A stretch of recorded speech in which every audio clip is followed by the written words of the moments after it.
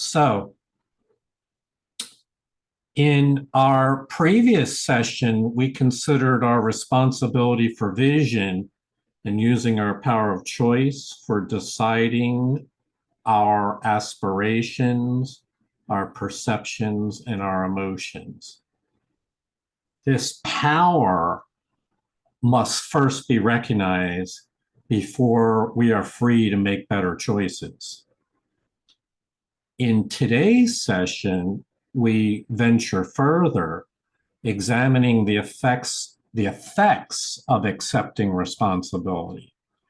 We'll reflect on how this commitment molds our beliefs, values, and the sense of meaning we derive from life. As before, we are not tasked with crafting an entirely new belief system. Instead, we're invited to welcome the vision given by Spirit, making it our own guiding light. This acceptance of Spirit's vision lays the groundwork for a new perception, a vital step towards achieving true inner peace. Welcome to Miracles on High Plains. I'm your host, Jonaca. Our AI artist for this image is Atisha, and our reader for today is David W.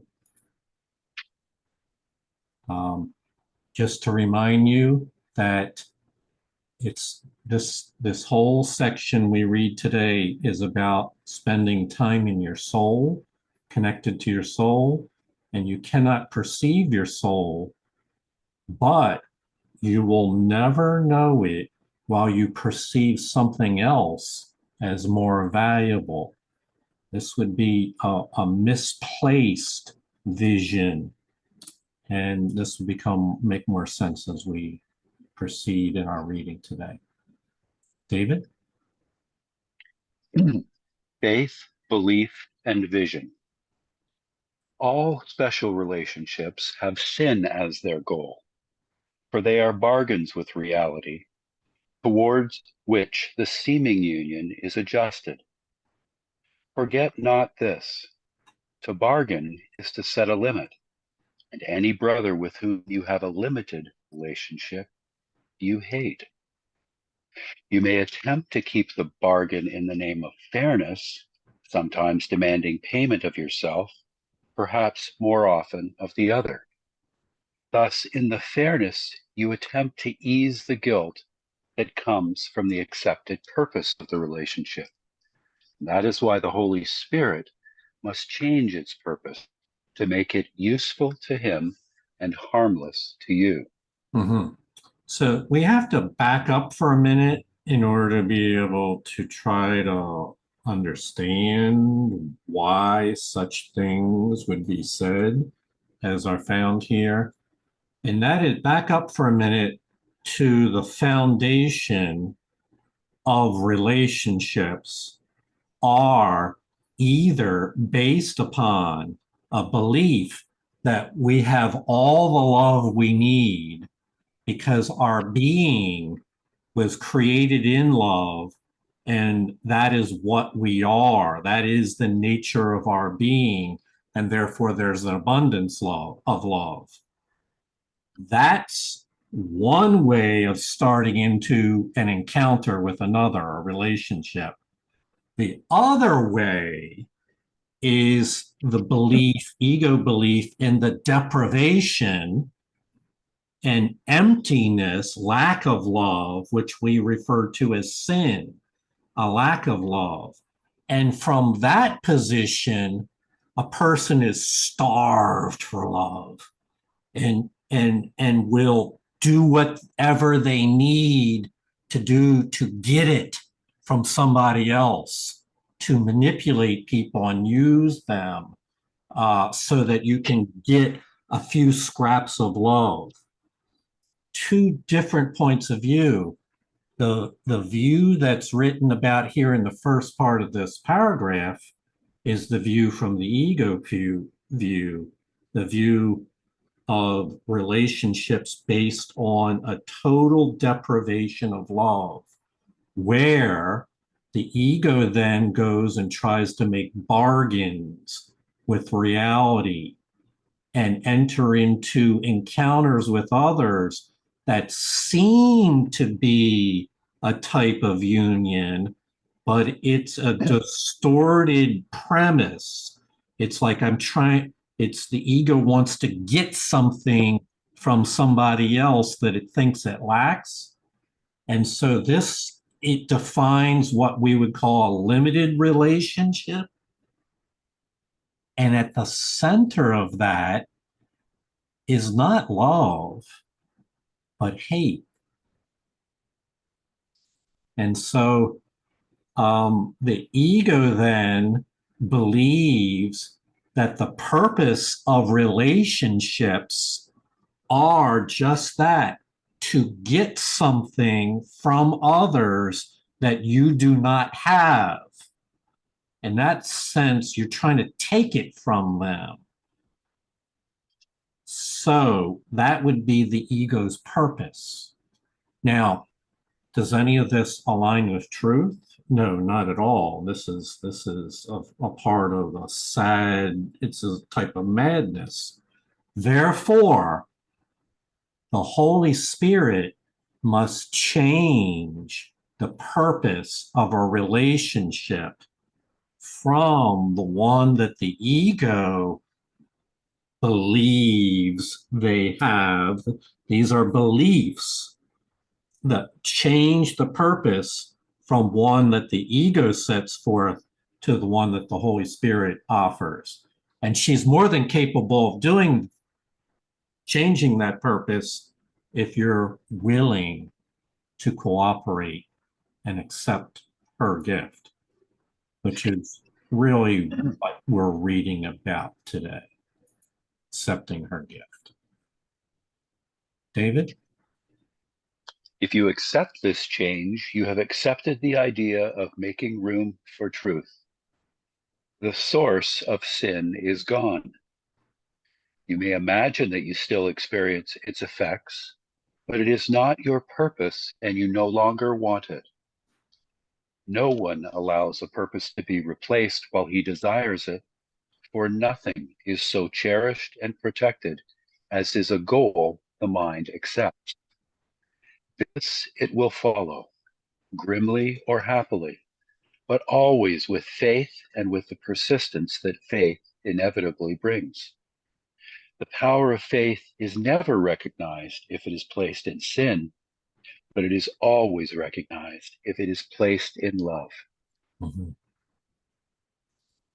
So this brings us to the first fundamental idea that everything else is premised on, and that is faith can be misplaced. Faith can be placed into illusions and attempting to make illusions real. Faith can be misplaced into erroneous beliefs of the ego, or faith can be properly placed in alignment with truth and hope and the Holy Spirit's goal. But regardless of which direction you place your faith, it will then seem strong and powerful to you. You would have set your mind upon a set of beliefs and empowered, using your mind, given them power so that you now believe them to be true, and they do seem to you to be true. Remember, this is a law of mind. Nothing is so cherished and protected as is the goal that your mind accepts. And that goal can be unworthy or worthy. So it's a power of this is the power of your mind in action by giving your faith to something. And what we didn't know is that there are all these mistaken beliefs that you can give your mind to that will really wind up bringing about pain and suffering. And so we were innocent. These are just mistakes. This is not about being guilty, but this is about not knowing, about being ignorant. And so we need to learn that we can withdraw our faith from the ego's grim offerings. Thus it will follow grimly or happily, but always with faith. All right, let's go on. Why is it strange to you that faith can move mountains? This is indeed a little feat for such a power, for faith can keep the Son of God in chains as long as he believes he is in chains. And when he is released from them, it will be simply because he no longer believes in them, withdrawing faith that they can hold him and placing it in his freedom instead. It is impossible to place equal faith in opposite directions. What faith you give to sin, you take away from holiness. What you offer holiness has been removed from sin. Mm-hmm. So one of the core teachings in miracles is to learn the laws of mind. I don't think they're taught in, well, certainly not taught in the way Course in Miracles teaches it. The laws of mind are taught elsewhere, but not as consistently and systematically as I find it in the Course. So the laws of mind, and part of that is that wherever you place your faith, if you place your faith in an upside down, mistaken view of life, a fearful view of life, it will keep you in chains. Now imagine this, your own faith, which initially was intended to bring you hope, can keep you in chains. And do I dare give an example here?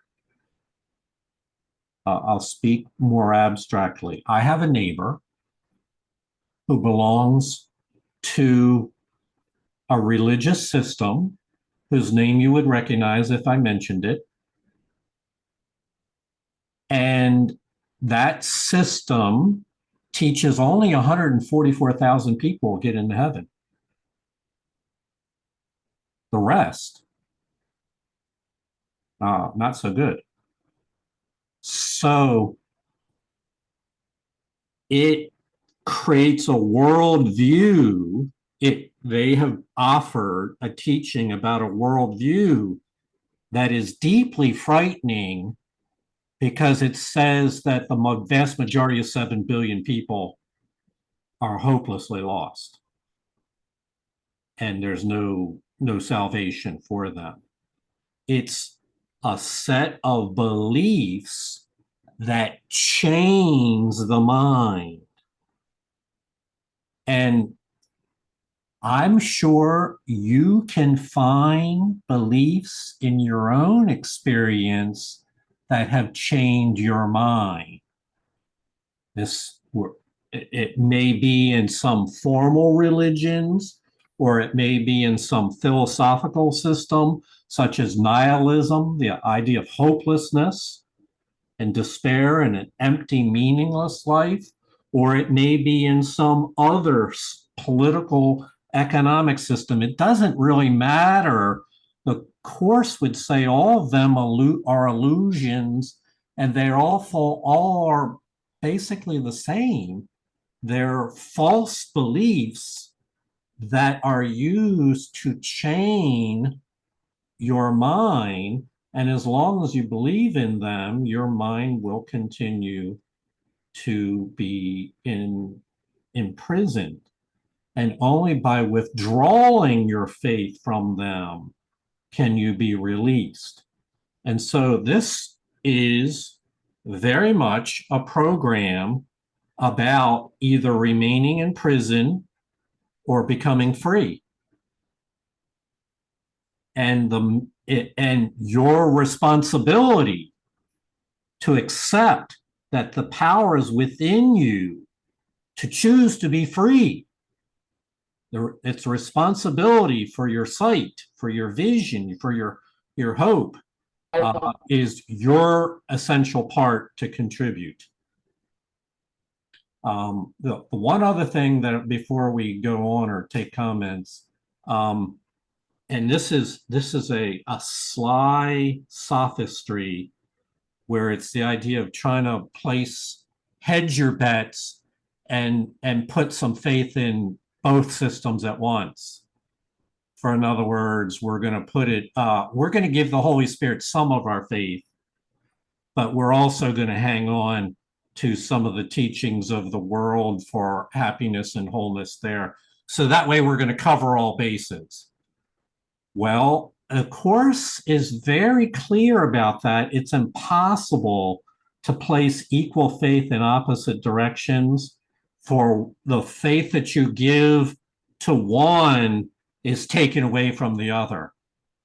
This was said thousands of years ago. You cannot serve two masters, for you will love one and hate the other.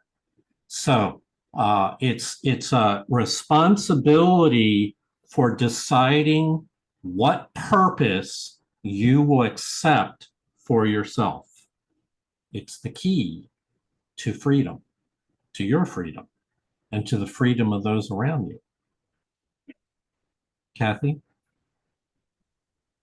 Is it safe to say that then we should grasp on or put our faith in all of the principles of the Course in Miracles, like to step out onto Rumi's stair and just go with it? Because that's what I did. There were certain things in the Course that years ago I wasn't 100%.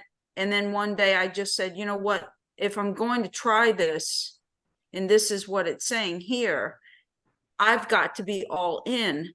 So I just did it. Yes. And it changed me, So I guess that's what it's saying, is we have to, if there's any hesitancy about any particular principle, we really just need to try it, go for it, Yeah. Yeah, you bring up a really good point, Kathy, and I want to reframe that, because what you said is it's safe to put your faith in those. And so let me reframe that about can you trust these principles? And as we now know that all of us are on a journey of ever increasing trust, and so it's when you're ready to trust, that's when you're ready, but we can't force that on someone else before they're ready. And so it really comes down to when you're ready and willing to give more trust than ever before to these principles, to let them guide your life.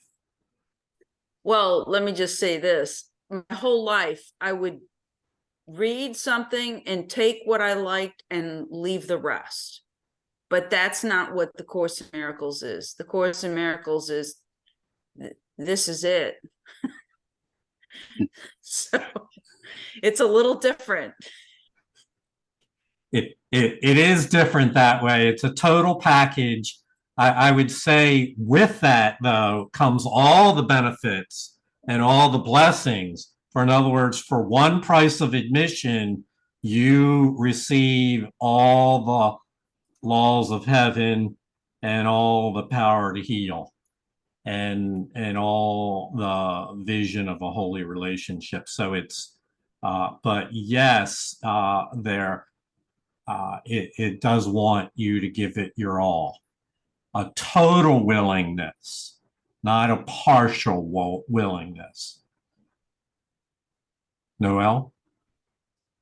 Much as I've wanted to do that, I find too that my faith in things like guilt, past, retribution for past, other jealousies, any negative you could think of, I still have faith in those. And so those things definitely are keeping me in chains. Yeah, and thank you, Noel, for your willingness to share that. That's why this is a course from the bottom up. Where are we going to begin? We're going to begin right with what you referred to, whether we call it guilt, judgment, shame, pain, our narratives of the past. We must stop the bleeding, stop the reinforcement of those things in our life first.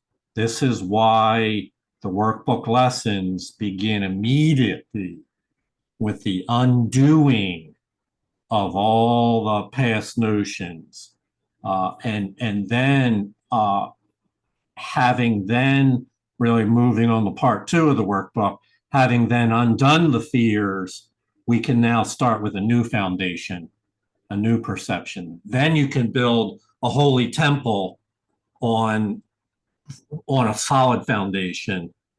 But as long as the foundation is full of fear and judgments, that's where the work needs to be.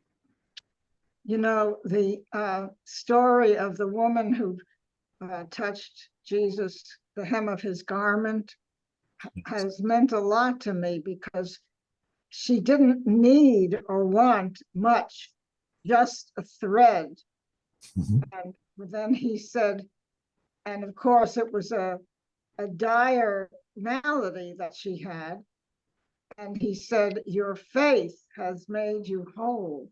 So just, I guess if we approach with even the smallest thread of faith, Mhm. that begins the healing process. Most definitely. Most definitely. And look for reinforcement of that as we read later today. Susie? Yeah, I just wanted to say something about the workbook lessons and how crucial they've been to my healing. I mentioned yesterday, the story about doing something maybe that I could have chose differently about. But after, the event was done and I used the workbook lessons, and they're so important. I cannot perceive my own best interest. Everything is a lesson God would have me learn, and I cannot help but be at the right place at the right time. So instead of me thinking, oh my God, and this happened and that happened, and the way my ego would want me to think, I've been using those lessons. And I wouldn't know those lessons if not for the course. And I've been praying for the Holy Spirit to repurpose anything that happened for my healing. And you know what?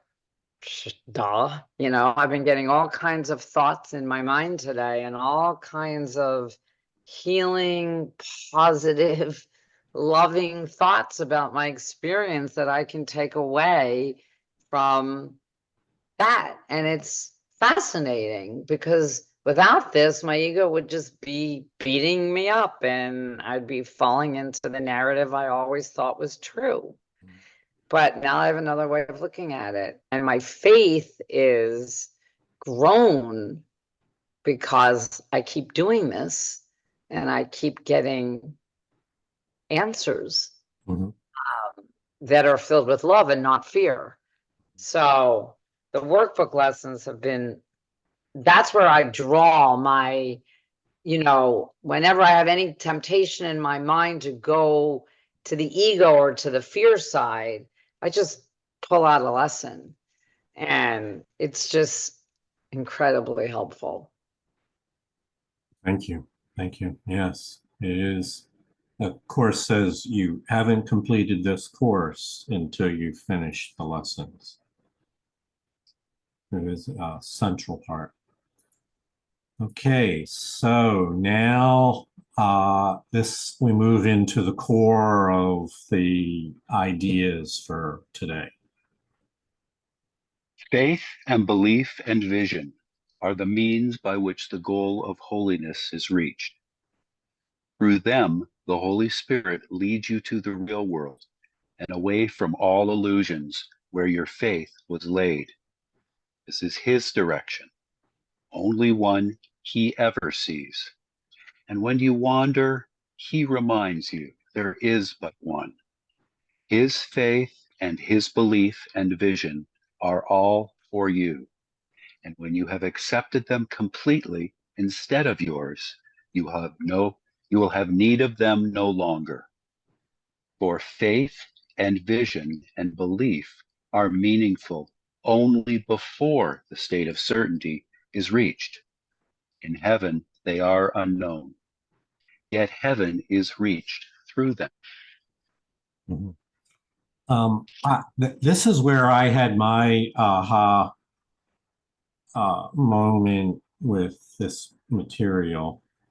And so I want to do my best to try to convey what you might find here.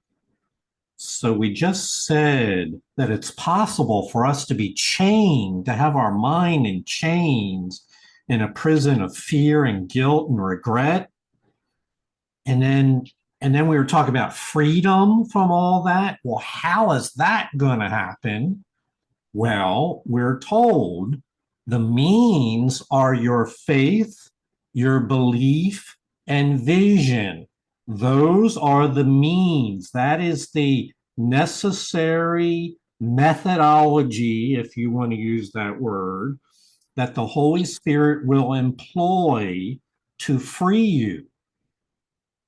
To free you means to lead you to the real world, which is the world seen through the eyes of innocence and of love, away from the illusions where your faith was while you were held in chains.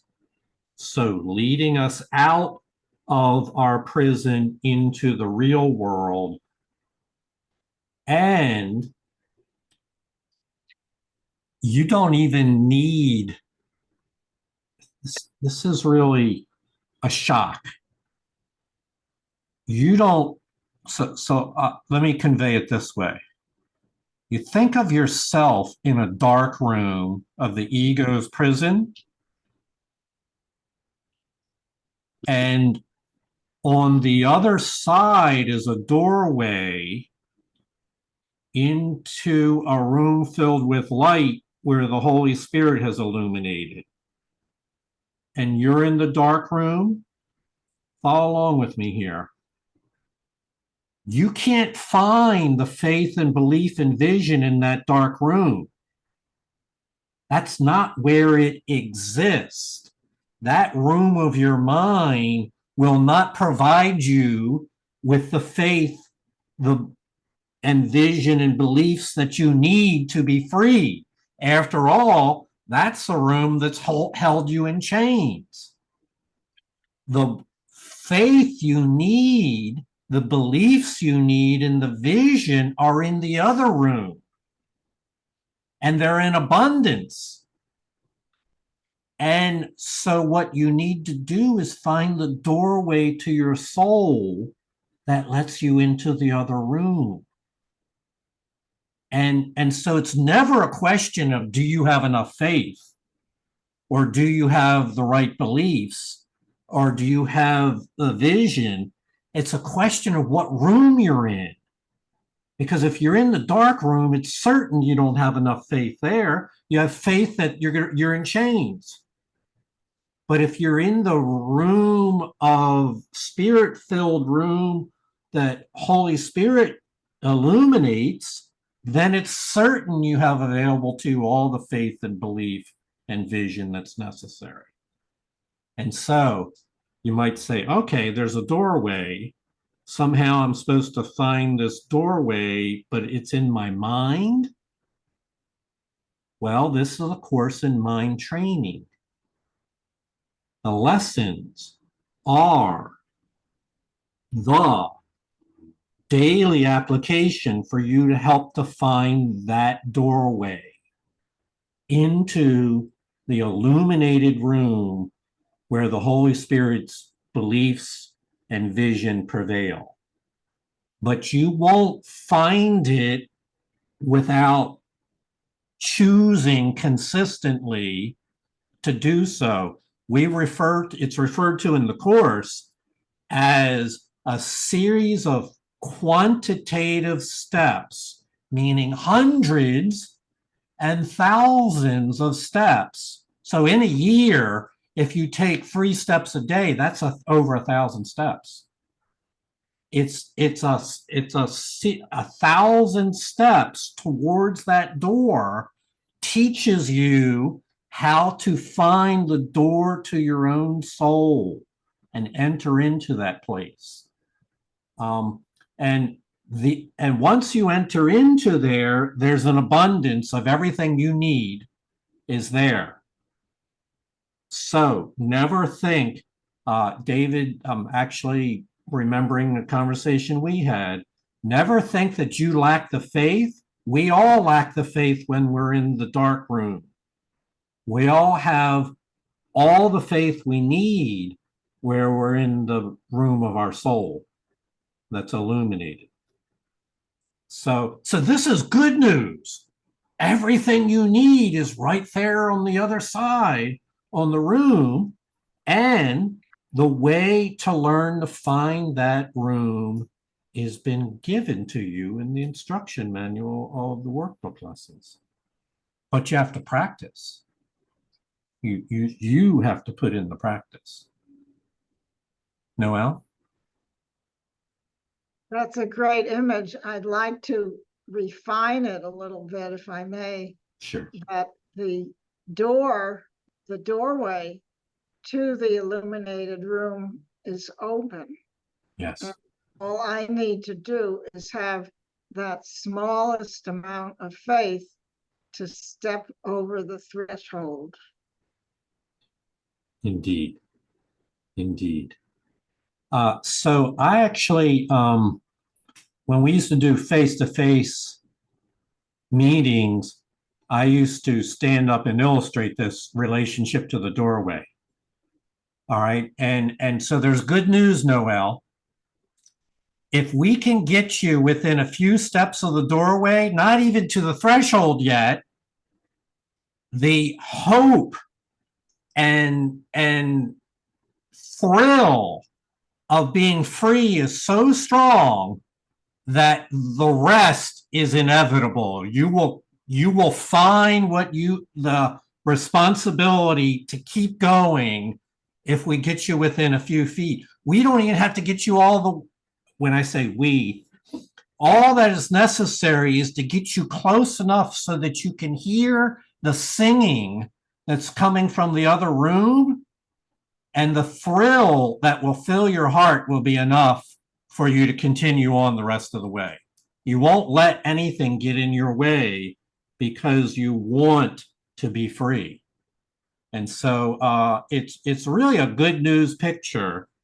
And again, think of this as an ability to sit down quietly perhaps when you're confused, to sit down quietly, invite the Holy Spirit, and find your way in to the threshold and the other room. It's what mind training is all about. Okay, so having said that, we'll read the rest of the section, but that's my strong message right there. David? It is impossible that the Son of God lack faith, but he can choose where he would have it be. Faithlessness is not a lack of faith, but faith in nothing. Faith given to illusions does not lack power, for by it does the Son of God believe that he is powerless. Thus is he faithless to himself, but strong in faith in his illusions about himself. For faith, perception, and belief you made as means for losing certainty and finding sin. This mad direction was your choice, and by your faith in what you chose, you made what you desired. Mhm. So this is what they just said is very easy to understand if you recall that we were all given the power of our mind to choose for us ourselves in a type of creative process about creating your own meaning, deciding what your own goals will be in life, deciding where to put your faith. And what happened because we did not understand, we misplaced that faith in what the Course calls miscreations. And so we invested poorly. We invested our faith poorly. Here it refers to putting your faith in nothing. Faith in illusions is equivalent to faith in nothing. And that then produces negative results and leaves you believing that you're powerless. And so you lose confidence in yourself.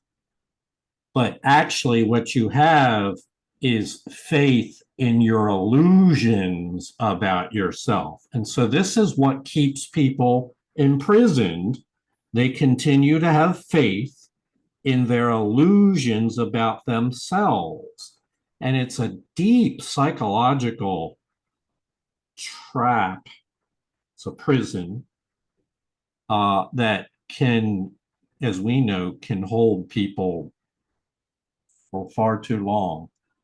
And so when it says faith, perception, and belief you made, what we're meaning is the power of your mind used faith, perception, and belief, but used it in the wrong direction, used it as a means of adjusting yourself to the chaos of this world, and then causing you to believe that you are a product of this world. This is a mad direction. And fortunately, since it was your faith that brought you in here, your faith can help you to choose again and leave. Let's go on. The Holy Spirit has a use for all the means for sin by which you sought to find it. But as he uses them, they lead away from sin, because his purpose lies in the opposite direction. He sees the means you use, but not the purpose for which you made them. He would not take them from you, for he sees their value as a means for what he wills for you. You made perception that you might choose among your brothers and seek for sin with them. The Holy Spirit sees perception as a means to teach you that the vision of a holy relationship is all you want to see. Then will you give your faith to holiness, desiring and believing in it because of your desire. So this is really lovely. This is how the Holy Spirit repurposes, it offers you the opportunity to repurpose the skills you already have. So it's very gentle. We just said a moment ago that we've been practicing faith and belief our entire life, but in illusions. And so what happens is everyone has developed an ability to use your mind to practice believing in something, putting your faith somewhere and using your mind to interpret, perceive the situations according to your beliefs and your faith. And so the Holy Spirit says, well, you're already good at that. We're going to take those abilities that you have with your mind, and we're going to repurpose them to the vision that's in the other room. We're going to apply your ability to use faith, but now it's going to be for the contents, the beliefs that are found in the other room.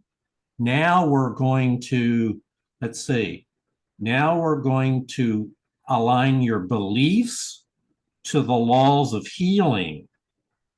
Place your faith in the power to unite with the Holy Spirit and with your brothers, and give you the vision of a holy relationship. All of those things you are not a beginner at. You have a lifetime of experience with. Only now the content is been given to us by the Holy Spirit. We started out saying you don't have to formulate a whole new thought system. It's already exists in this illuminated vision of the Holy Spirit. Your part is to accept your responsibility in it and to consistently choose to participate in the Holy Spirit's gifts. So the Holy Spirit, you will use your perception, your faith and belief, and help you see the vision of the holy relationship. So here would be a time for a quiz, but I decided I don't like that format of a quiz. But if we were going to do a quiz, I would ask you, what do we mean in the course by the holy relationship? What does that mean?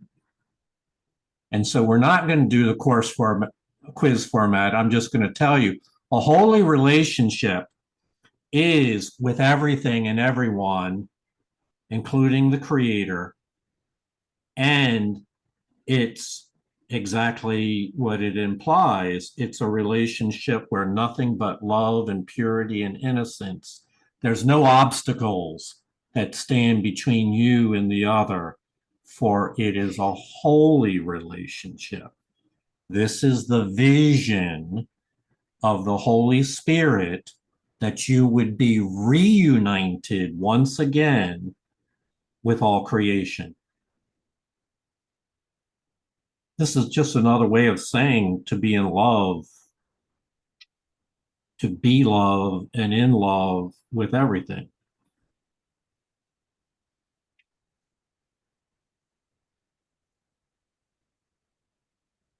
As I promised, this is really the central idea of miracles, that we all need to be clear in our minds about what is being offered here. David? Faith and belief become attached to vision, as all the means that once served sin are redirected now toward holiness. For what you think is sin is limitation, and whom you try to limit to the body, you hate because you fear. In your refusal to forgive him, you would condemn him to the body, because the means for sin are dear to you. And so the body has your faith and your belief. But holiness would set your brother free, removing hatred by removing fear, not as a symptom, but at its source. I'm a little distracted. I had some thoughts just come to me, and I don't know whether it's would be helpful to share them here, but I'll go out on a limb because that's what's in my mind right now. So I'm going back to the day my mother died. And she's lying there. And by the way, a few hours before she died, she said, it won't be much longer. She knew that was the day. She had cancer, and terminal cancer, and conditions had worsened, and she knew. So then she passes, and her body's lying there. This is before they come and pick her up, and the body's lying there. And you realize there's really nothing. A dead body is lifeless. It has no soul, no love. It's just flesh.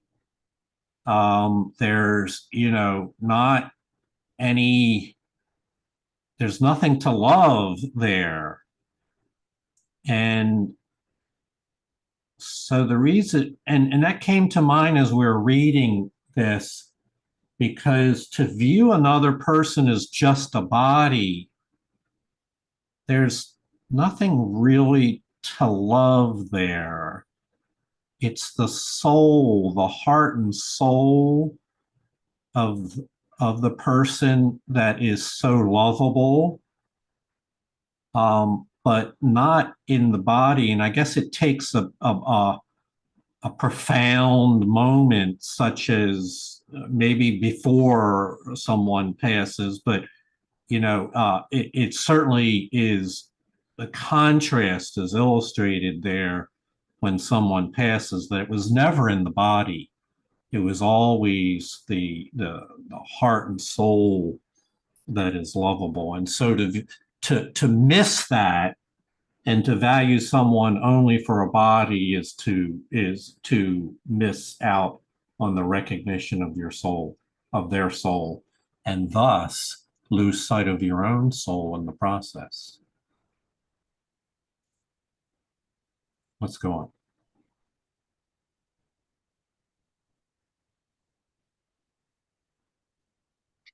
Those who would free their brothers from the body can have no fear. They have renounced the means for sin by choosing to let all limitations be removed. As they desire to look upon their brothers in holiness, the power of their belief and faith sees far beyond the body, supporting vision, not obstructing it. But first they choose to recognize how much their faith had limited their understanding of the world, desiring to place its power elsewhere, should another point of view be given them. The miracles that follow this decision are also born of faith. For all who choose to look away from sin are given vision and are led to holiness. So there's two things here that I think really need to be underscored. I'm going to take them in reverse order. First, we must recognize that we misplaced our faith. I shared earlier in response to a comment by Noel that Course in Miracles is a bottoms-up spirituality. We begin where the problems are found and withdraw our faith from those confused beliefs. And then we turn towards the higher spiritual visions that the Holy Spirit offers. So first, we must be willing to admit that we were mistaken, that we had placed our faith poorly. Doesn't make us bad people, just means that we made an innocent mistake. And thus, in so doing, our beliefs and our faith and our perceptions got totally fixated on the laws of this world, the understandings of the world, and that we gave our power to it. And so that's where the problem began. That's where the problem is healed, is we recognize our power had been misplaced and we choose again to place our power elsewhere. Oh.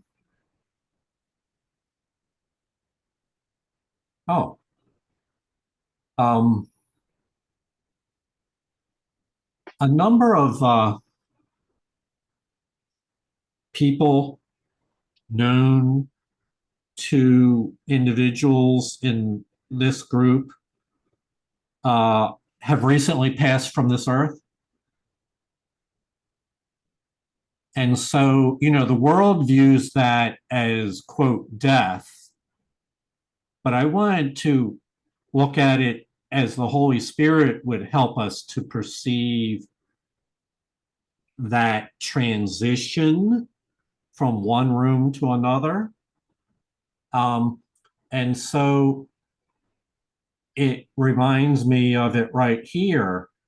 As we desire to look upon our brothers in holiness, the power of our belief and faith sees far beyond the body, supporting a vision and not obstructing it. And so it's a realization that our brothers and sisters pass into another room where they are not visible to our physical eyes, but that other room is a room where we are headed as well. And there's no reason to be afraid of transitioning into that room if you look upon your brothers in holiness and allow the gift of the Holy Spirit, the faith and vision, to see it from her point of view. In many instances, not in all, but in many instances, allowing the person to pass on is merciful. You know, when it's a person's time, for whatever reason, that often can be really, in many ways, a gift being released from this body and being able to live again in another room.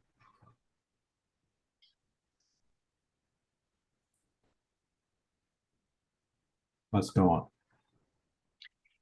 Those who believe in sin must think the Holy Spirit asks for sacrifice, for this is how they think their purpose is accomplished. Brother, the Holy Spirit knows that sacrifice brings nothing.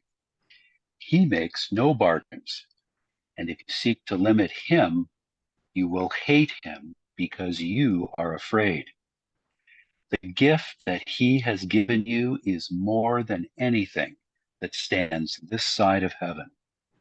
The instant for its recognition is at hand. Join your awareness to what has been already joined. The faith you give your brother can accomplish this.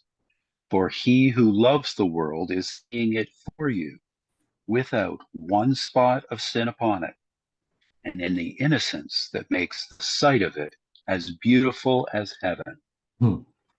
Oh, this is lovely. So we were talking about the two different rooms and the room where that keeps you chained and imprisoned. Well, when you start to take an interest in moving into the other room and your freedom and start training your mind to recognize where the doorway is, one of the thoughts that will come to you is, what are you going to lose by leaving this familiar room to you? This is an ego idea that you've got this big investment in this prison cell that you've known for so long. Are you sure you want to give all that up and sacrifice what you've made for yourself here and lose all that? This is the ego speaking. And lose all that if you leave the room? And so it's the idea that there's a steep, it's an ego concept that you will lose your treasures when you depart from this room. Well, you have to really go back and look at your treasures more closely and see what it is that you treasured, what your idols in this world are, what your attachments to this world are. And there no doubt is a revaluation of the things that we were once attached to. And you get to take it at your own pace. So there's no rushing anybody to the door. In fact, every step you take requires your glad willingness to take it. And so there's never a sense of loss, but there is a sense of revaluing things that one might have once thought the world of that may later on not seem to hold any great significance. David, you had your hand up. I just wanted to say I always joke about this, that my ego, or I'll say the ego instead, considers the Holy Spirit's offering to have a no money back guarantee, and therefore suspect. I haven't heard that one before. I like that. So, no money back guarantee. Because the Holy Spirit always talks about this guaranteed gift, and my ego always says, "Yeah, it's a guaranteed the no money back guarantee." Oh, I see. This is the ego's guarantee The ego's that you won't get your interpretation, money yes. back. All Yeah, right. it's yeah, but remember, it's a no money back guarantee. So Right. Okay. Well, there's a lot to be said for that. There's no yeah, money needed on the other side. very true. All right, let's go on. Your faith in sacrifice has given it great power in your sight, except you do not realize you cannot see because of it. For sacrifice must be exacted of a body and by another body. The mind could neither ask it nor receive it of itself, and no more could the body. Intention is in the mind, which tries to use the body to carry out the means for sin in which the mind believes. Thus is the joining of mind and body an inescapable belief of those who value sin. And so is sacrifice invariably a means for limitation, thus for hate. Mhm.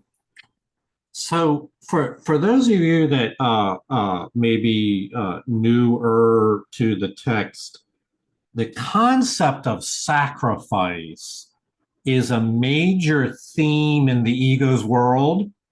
And it's the idea, the ego belief that nothing is for free, that everything has to be paid for at a steep price. And therefore, just as David illustrated a moment ago, this promise of a free gift from the Holy Spirit is viewed with suspicion by the ego, who believes everything has a price.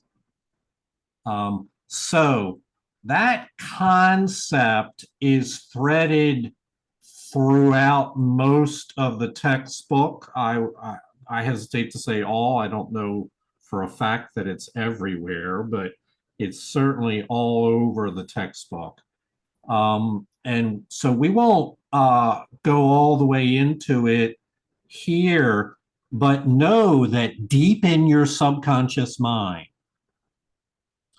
is a belief that is reinforced by this world that says anything of real lasting value to you, you're going to have to pay a steep price for it. Nothing so great, a greater treasure could be free.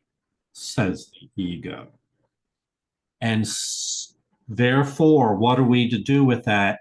It's a belief for which we have misplaced our faith into that ego belief, and we need to uproot that belief, withdraw our faith from it, and learn to trust in the gifts that the Holy Spirit gives are without sacrifice.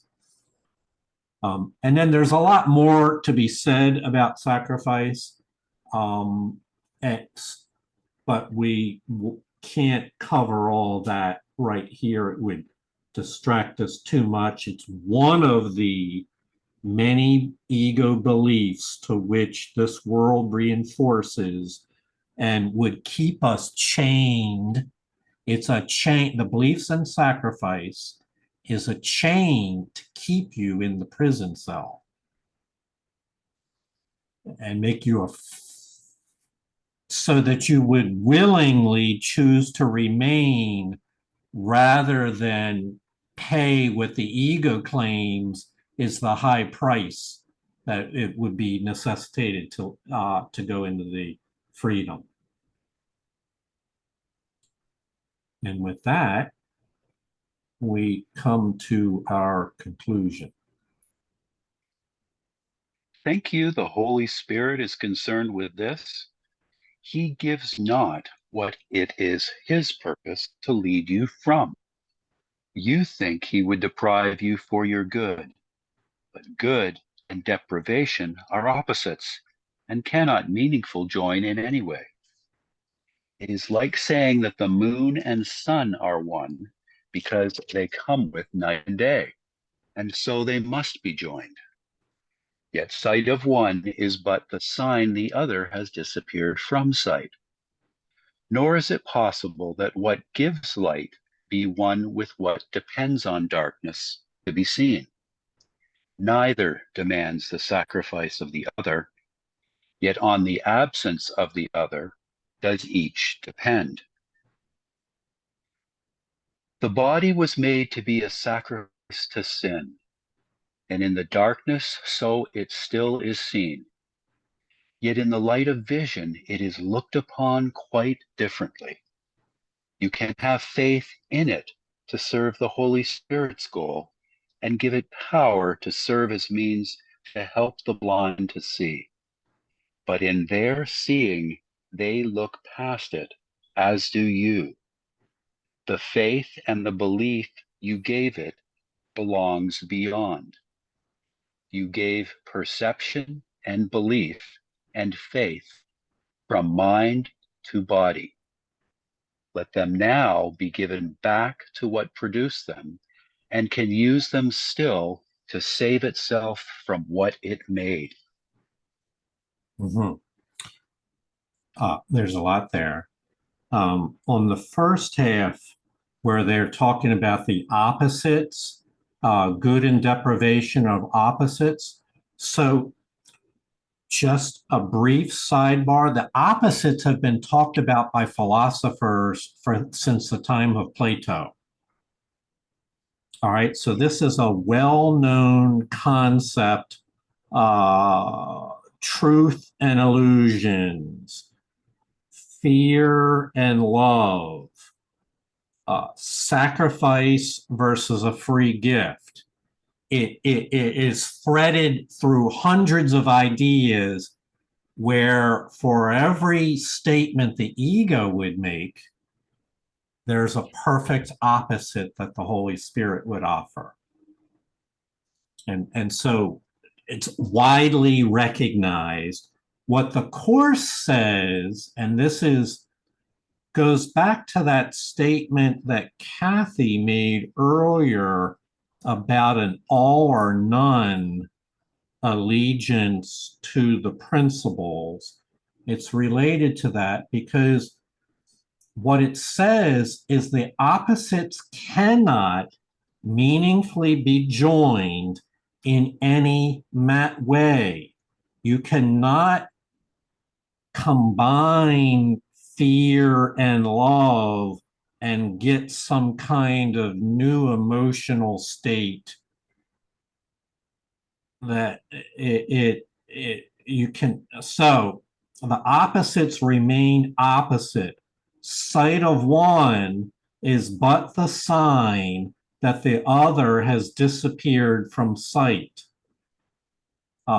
It's so, this is a fundamental concept within the course, is not to attempt to serve two masters, not to attempt to compromise love, not to attempt to be, what is it they used to say in the common vernacular, you can't be almost pregnant, not to attempt to split the difference mode, which by the way is a bargaining technique that the ego uses.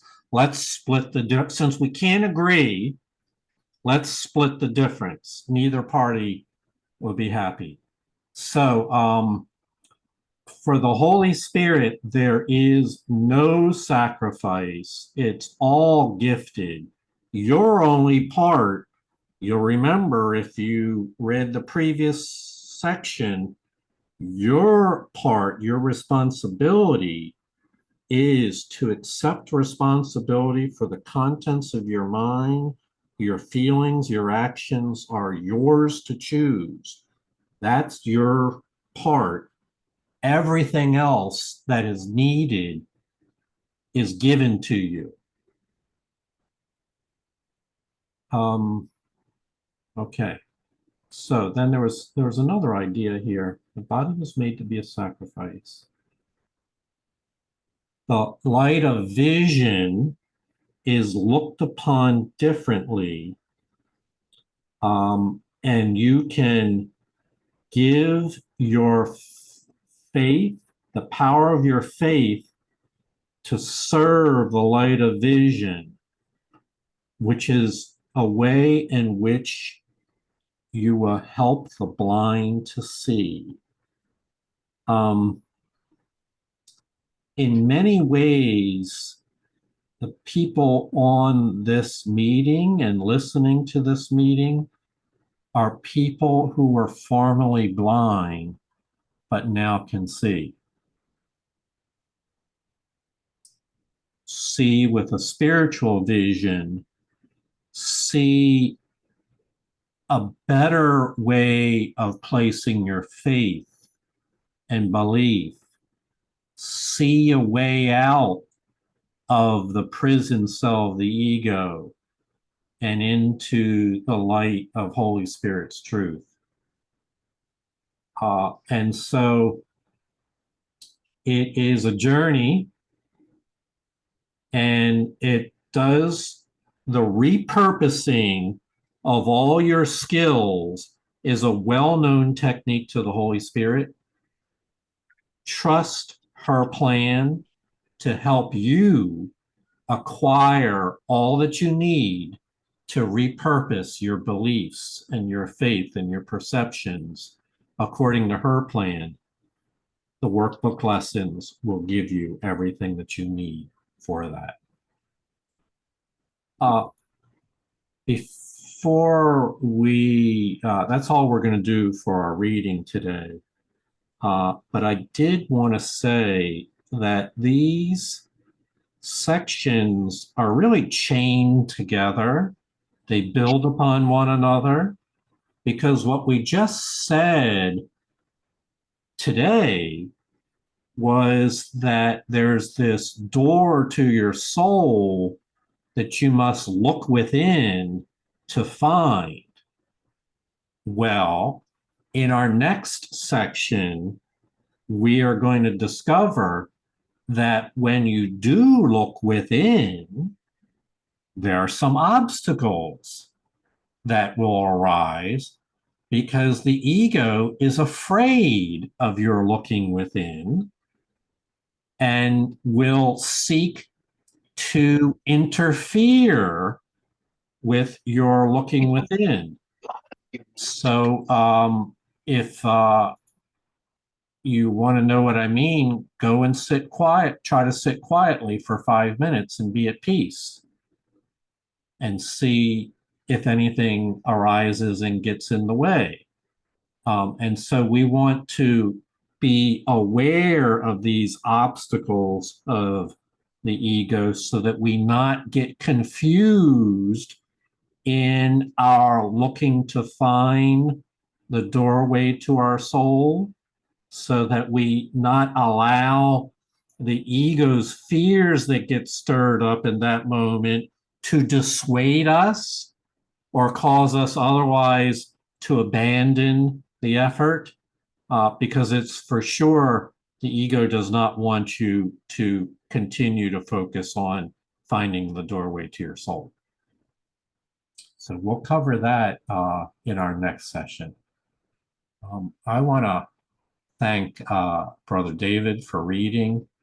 I want to thank all of you for your faith and your belief in this program and your willingness to look within and search for the doorway to your soul. It's a wonderful journey. It's brought more peace and happiness to people than could have ever been imagined. So I thank you and honor the divinity within you. Namaste. Namaste. Love you all. Thank you Love all. you guys. Thank you, David. Thank you. Peace Take care, and everybody. love. Thank you, David and Jonica. Thank you, Thank David. you, and thank you, Jonaca, group. and everyone. Good night. Good night, Bonnie.